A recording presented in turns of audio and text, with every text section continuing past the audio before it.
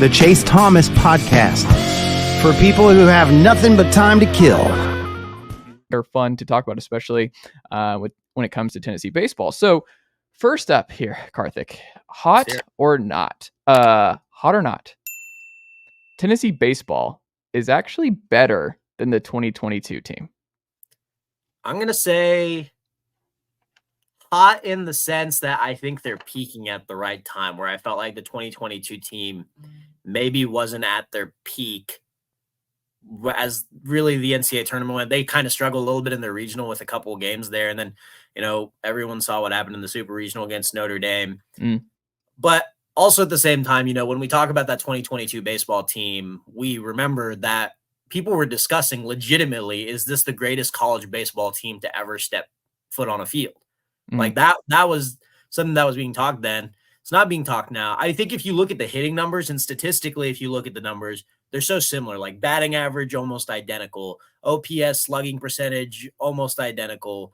Runs brought in, runs per game, it's close. And the thing that is probably not identical between the two teams is that 2022 team was just so much better at pitching. Tennessee ranks, one of the top in earned run average in the country. But at the same time, they allow about, I think it's over a run more than that 2022 team did.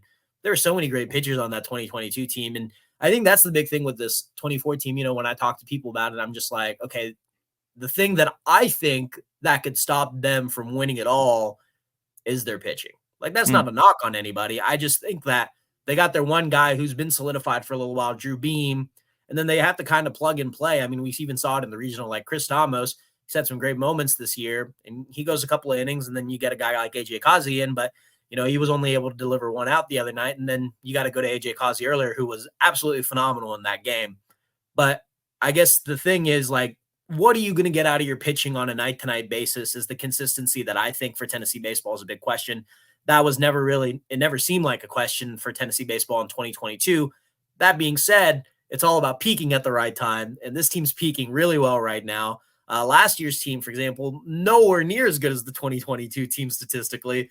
They make it to the College World Series. They win a College World Series game for the first time in a long time in program history. And, it's about peaking at the right time. And, I think this team's bats are, really getting going, from top lineup. Like, we've seen guys like Christian Moore and Billy Amick and Blake Burke having it pretty much going all season long. Blake Burke with that incredible hitting streak, Christian Moore with all the home runs, and everyone loves it when Billy comes up to the plate because you saw what he did and what he's been doing in, the recent games. And then now you got guys, really coming in the lineup, like Dylan Dryling's been playing really well all year. Kavaris Tears have been playing really well all year. I really liked what Cal Stark's been doing, whether it's drawing a walk, getting hit by a pitch, or you see him turn over the lineup with some home runs or something, this past weekend. And, all of a sudden Tennessee baseball team's looking really complete on the offensive end. Obviously, anyone who's seen them this year, that is their strength, is how well they're able to put runs up on the board. And, they've broke their own home run record now. So that was set back in 2022. So, they're peaking at the right time. And for those reasons, I say, they're probably better off to win a national title, I think, right now than they were in 2022 at this time of year.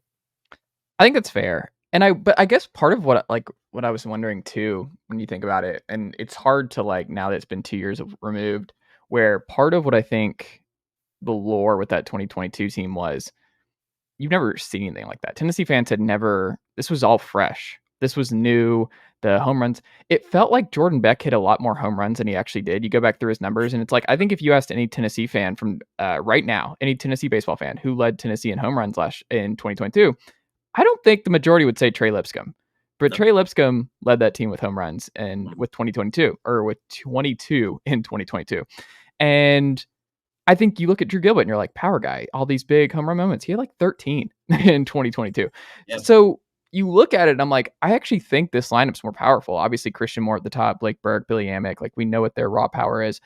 Dreiling is just quietly raking. He moves up to the 4 spot. They don't miss a beat there. Kavaris Tears slides home down. Runs on the season, I'm pretty sure. He's going off. That's what I'm saying. Like, Dylan Dreiling, I mean, we're going to talk about Dylan Dreiling in a second, but like, I look up and down this lineup, I think it's also deeper. Like, Tennessee has options where, like, Seth Stevenson was great in the leadoff spot in 2022. Obviously, Cortland Lawson at that 9 spot, like, he was unbelievable. Like, the production you got from him there, also super underrated. But they didn't have guys behind them. Like if they got any bad injury luck in 2022, I think they would have had some real problems, but they didn't. And I think that's kind of what I look at with 2024 is that like you can try Reese Chapman. Cannon Peebles was one of your prize transfer additions this offseason. He doesn't play. Like you talked about with Cal Stark, he's been so good that like Cannon Peebles is just, it's next year for him. It's not going to happen this year. Robin Villeneuve, he fills it up in before you get into SEC play. He can't, like, it just doesn't work in SEC play, so he's on ice until next year. But he might get into the full. Like Colby Backus, you kind of look at all the different options that Tennessee has in 2024. I just think they're more versatile than that 2022 team. And I also think fans might take this team for granted because of how it's crazy to say. It's kind of expected. Like I think Tennessee fans went into this year with this lineup and everything else. They're like, well, yeah, this is what they should be doing. Like them just hitting a bunch of home runs and them dominating the way they have. It just feels like that's a testament to what Tony Vitello has built, is that this all feels, I've seen it before. I saw it in 2022. Let's see where we go in College World Series, this, that, and the other. But I do think that's something that really, really helped that 2022 team in the lore there, is that we've never seen anything like it. And then, of course, the personalities. I think it was just more of a outspoken group, more just kind of in your face extroverts, and Drew Gilbert and Jordan Beck. These guys just aren't like that. Christian Moore is, but outside of that, I mean, you don't really have those same kind of personalities, which is fine. Everybody's different, but I think that's one of the other differences too. It's just the personality types of the two teams kind of lend itself to more like, I mean, just that kind of unbelievable lore that that 2022 team was. Is that fair? Yeah, I think, obviously the personalities, I've had this conversation before on that 2022 team. I mean, you got Jordan Beck, maybe not flipping off the Georgia Tech outfield as he is surrounding the bases. You got Drew Gilbert with the yelling and the bat flips, and the energy was just, with those kind of guys in 2022 was absolutely insane. As you mentioned, Christian Moore may be the one guy who still likes playing villain. We saw that a little bit in the SEC tournament when they played Mississippi State, and a little John back and forth in that game. But yeah, I definitely think the personalities and the glitz and glamour of it really happening for the first time in 2022, where those kind of numbers being put up, and it was a showcase. I mean, when they were at their peak during that season, they were absolutely incredible, like really, really, really good baseball, and it was undeniable how good they were. This team has played really well throughout the entire year as well. But I do agree with you. Like the standard now is for Tony Vitello, make it to the College World Series, or the season kind of feels like a bust. And maybe eventually it'll be, we got to win the College World Series, or the season's going to be a bust.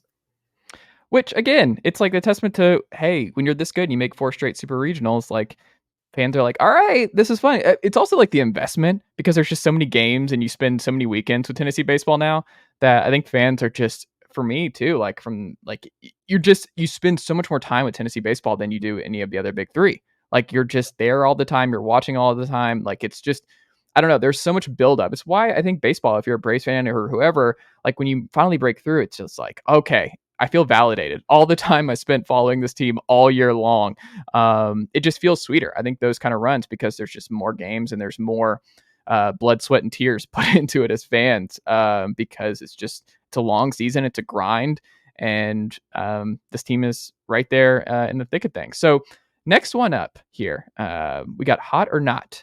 Hunter Ensley has actually been the most underrated Vol baseball player this season. What say you, sir? This one was tough for me. I thought about this one a little bit, and I do think he's underrated. Like, he's good. He's been so clutch ever since, like, he's really kind of gotten his major role at UT. Like, I think obviously that Clemson game last year in the regional, 14 innings, and he's the guy that came up with the big hit. But even if you think this year, like the Florida game where he had like 7 RBIs, like absolutely went bonkers in that game. Like there's a reason why this guy has a nickname now of Big Game Hunter. Like he's good. And I was talking. Nicely done, nephew. The Chase Thomas podcast. Hell yeah.